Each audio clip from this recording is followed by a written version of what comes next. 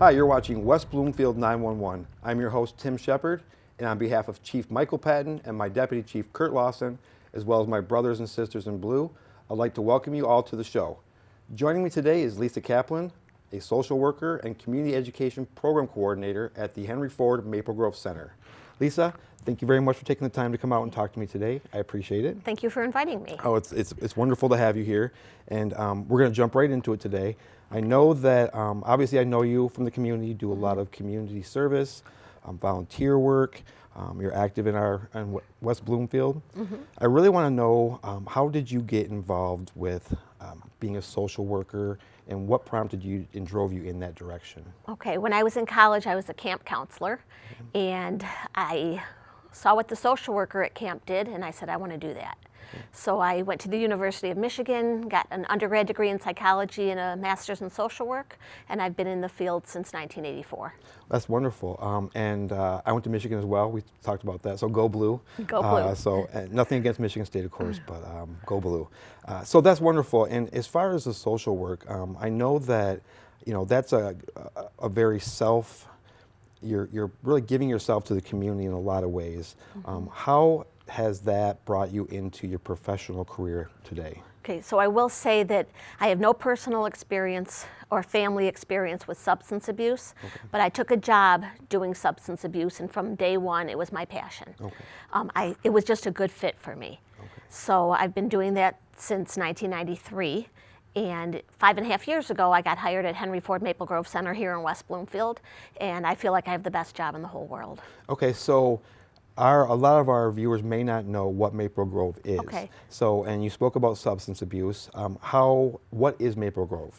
So we are the Henry Ford Health System inpatient chemical dependency program for in West Bloomfield, but we also have outpatient treatment and adolescent treatment.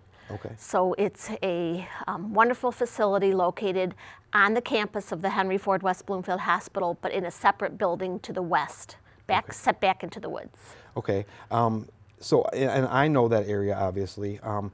As far as our community, and a lot of people may or may not have known that we do have that kind of resource in the community. And as far as getting involved, say there's a person that has a problem with substance, how do they get involved with Maple Grove? Is there a website? Do they call? Okay, either one. We do have a website. If they Google Henry Ford Maple Grove Center, we'll pop up. There's also, we're on insurance panels, doctors and hospitals have our name, people can self-refer. There's a million different ways they can get there. We are insurance-based, and we do take private pay, but we don't take Medicaid and Medicare. Someone who has Medicaid and Medicare can get help, but not at Maple Grove. So a person can be referred or self-refer, and they'll be given an appointment for an intake, and they take it from there. Okay. And so as far as a social worker in that environment, what are some of your duties? Okay, so I have a kind of unique job. I am a social worker, but I also run the community education department. So in my role, I do lectures and group therapy for adult inpatients. I also do the parent group of the adolescent intensive outpatient program. I give a lecture to the teens and parents as well.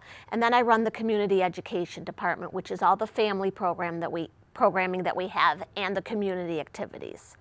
But our inpatient and outpatient therapists do lectures, groups, and individual and family treatment. Okay, so are you somewhat proactive? You go out to the community and try to educate on issues? Yes. Or, okay. I do a lot of prevention education in the community. And I'll go to whomever wants me for free.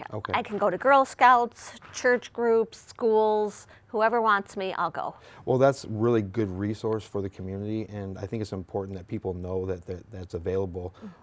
These days, as a police officer, I see a lot of people who have substance problems, if either it's alcohol or drugs or prescription pills. What do you see as a trend coming into Maple Grove, some of the issues of today? Okay, so we see a lot of co-occurring disorders. That means people who have a substance use disorder and a mental health disorder. In our teens, we're seeing a lot of vaping and vaping of marijuana. That's very common now. But we see every drug known to man. Okay. Alcohol is obviously the most common, but we see people are cross-addicted to more than one substance, so we have a lot of that as well. So Maple Grove is not specific to you have to have a prescription. It's not alcohol. It's any addiction Right. that would be a substance. Right. Okay. And a lot of people don't know this, but marijuana today is addictive for many people. Back in the day when we were kids, it was not. Okay. You think it's because of the high levels of THC Yes, now? exactly. Okay. So as far as the age group at Maple Grove, what is the general acceptance age? Okay, so the inpatient program are adults ages 18 and up. Okay. The adolescent program are teens ages 13 to 18. 18 is considered an adolescent if they're still in high school. Okay. If they're out of high school, they're an adult. Okay. And our adult outpatient program is 18 and up. So would the minors be outpatient? Yes. Okay. Yes, a minor who needs inpatient treatment would have to go to a different facility. We don't offer that, but there are other facilities that they can go to, and then they come to us for aftercare treatment. Okay, wonderful. And as far as your duties, obviously you're going into the community, you're dealing with different groups, trying to promote prevention. Yes.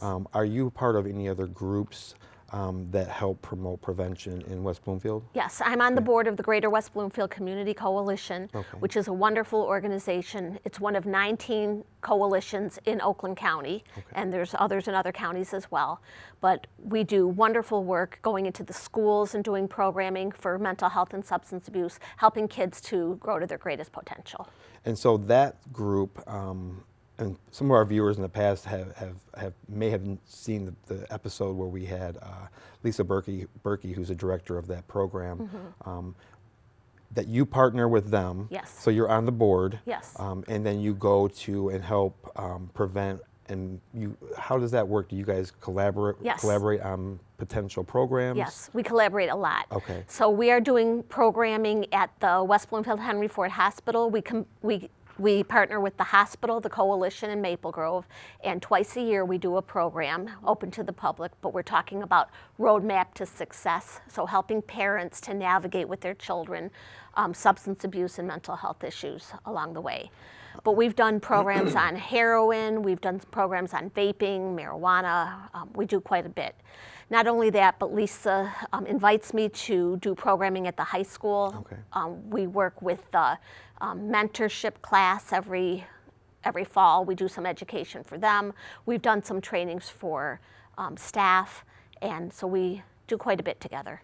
That's great, and it's nice to hear that, obviously the Greater West Bloomfield Community Coalition is a nonprofit organization, and obviously Maple Grove is a for-profit.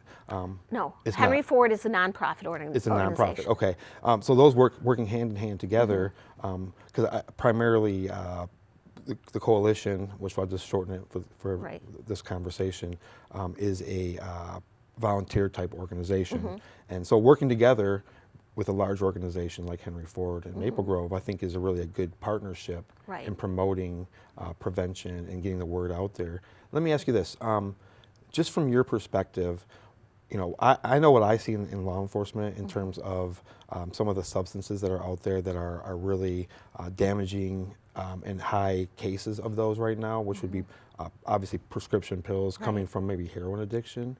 Do you see a lot of that in Maple Grove? And we don't need to be specific. I'm just curious what the trend is right now. Yeah, we see everything. But what I will tell you is the gateway drugs, there's some argument about is there such thing as a gateway drug, but I believe that there is. Alcohol and marijuana are gateway drugs. People don't start with heroin. They start with those and then they move on to other things. So we see everything. But I will tell you that almost every person who's addicted to drugs has used marijuana. So they may not be currently using, but they have tried it. And that may be because of the easy to get type situation. I don't know, I don't have the statistics on any of that, but I do know that when it comes to kids, we want to talk about how they're getting involved with these situations. I know that you are a coordinator of the Kids in Charge. Am I saying that wrong? No, that's correct. Problem coordinator, or I'm sorry, program coordinator. And so we're going to take a short break. When we come back, we're going to talk more about that. Okay. So we're going to take a short break and return with more West Bloomfield 911. The West Bloomfield Police Foundation raises money to help those who protect and serve the community. Whether it's emotional or financial support, the foundation provides a helping hand to officers, their families, and those in the community. For more information on the West Bloomfield Police Foundation, contact Kurt Lawson at 248-975-8900 or visit wbpolicefoundation.org. Hello. I'm Lisa Brown, Oakland County Clerk, Register of Deeds. You know to check your credit report, but when's the last time you checked the title to your property? Most likely your home is your biggest financial investment, and deed fraud is on the rise across the whole country. Oakland County is no exception. That's why I worked with Xerox and Google to create our Property Records Notification System. Property Records Notification alerts property owners about potentially fraudulent activity, such as forged deeds and bogus liens. This free service, which is the first of its kind in the United States, makes it possible to receive up-to-date information about a property, making it much more difficult for fraudsters to go undetected. To sign up for our free notification system, please visit ocmideeds.com.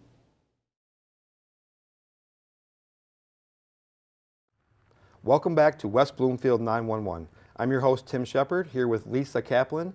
Lisa, in addition to working with Maple Grove Center, you're also the Kids in Charge coordinator with the Greater West Bloomfield Community Coalition. That's right. So I know that in your professional life, Maple Grove is a job for you, and Kids in Charge coordinator is also a job as well, correct? Right. So Kids in Charge is completely separate from my job at Maple Grove. Okay. I started working as the coordinator of Kids in Charge in 2005, and when I got hired at Maple Grove, I just kept that job. Okay, great. So you're a hard worker, you have two jobs. I do. Yeah.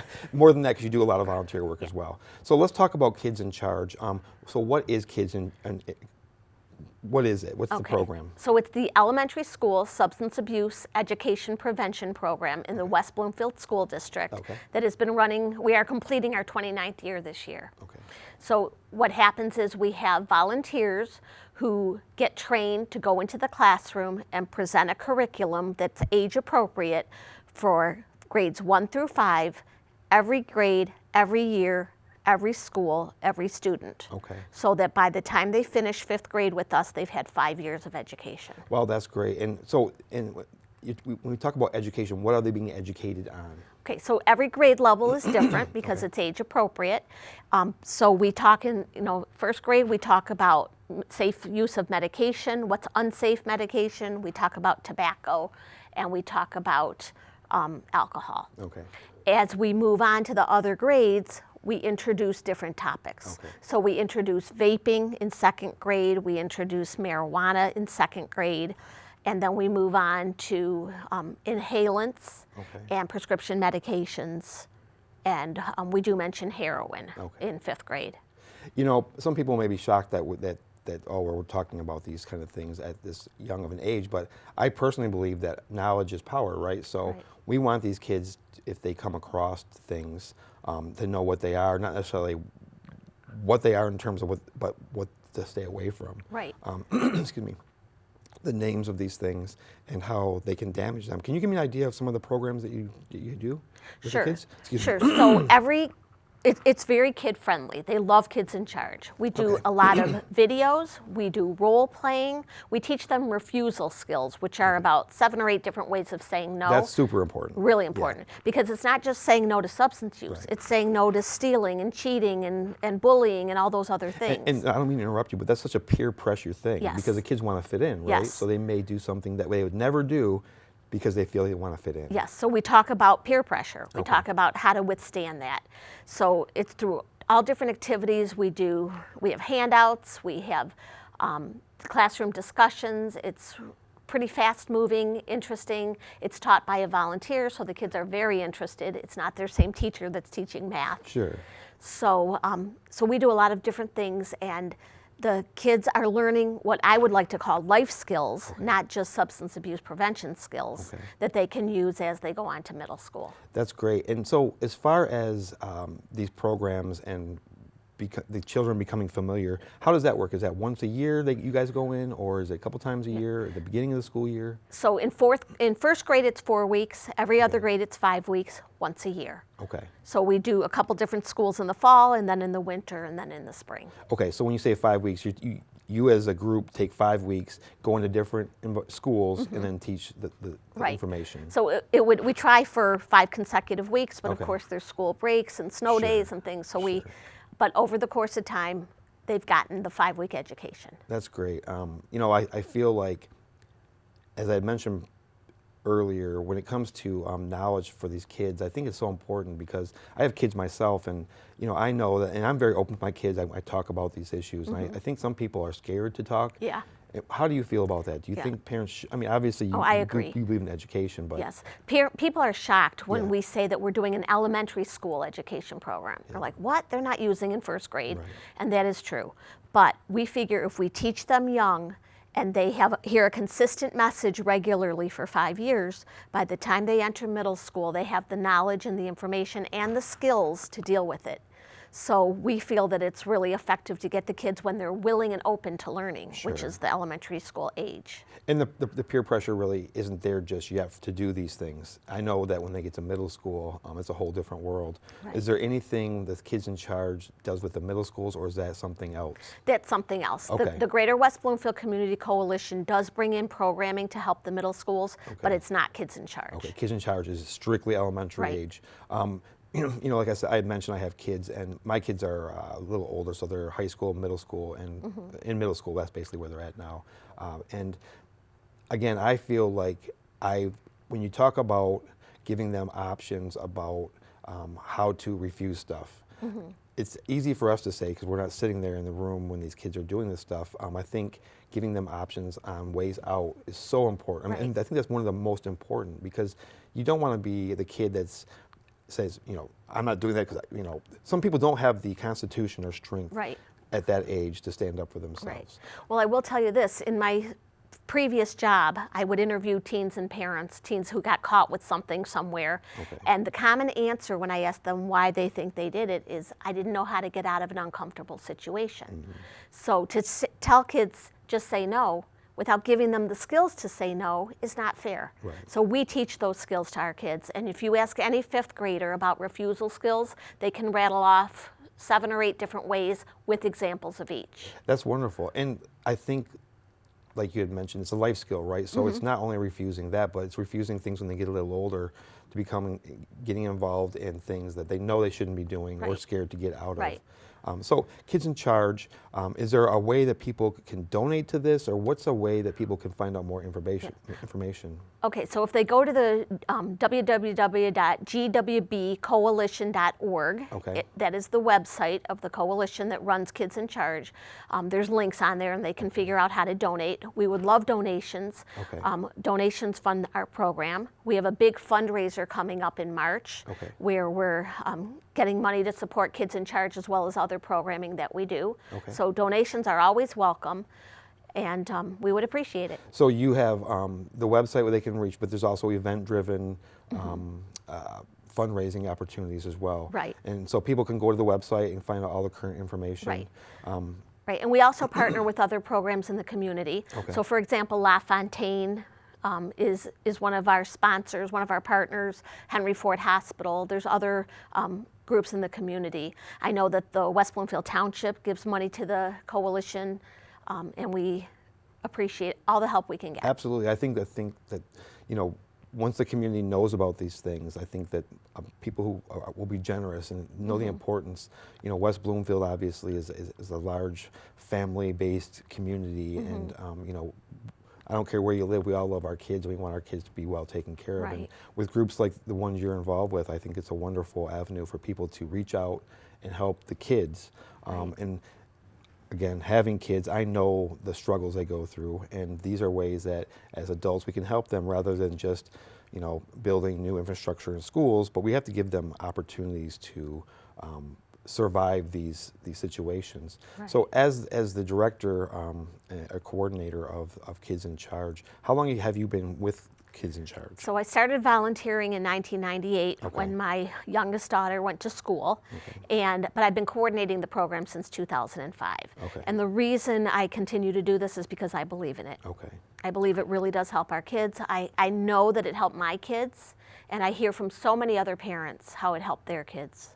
I think one way that would be great is to get success stories and be able to put those on the website and show people what's going on, because I think a lot of people need results in order to prove something is going right. And I know that you guys have stats and all the results that you guys do, and from a law enforcement perspective, I think it's really important that groups like the Greater West Bloomfield Community Coalition continue and have support of the community.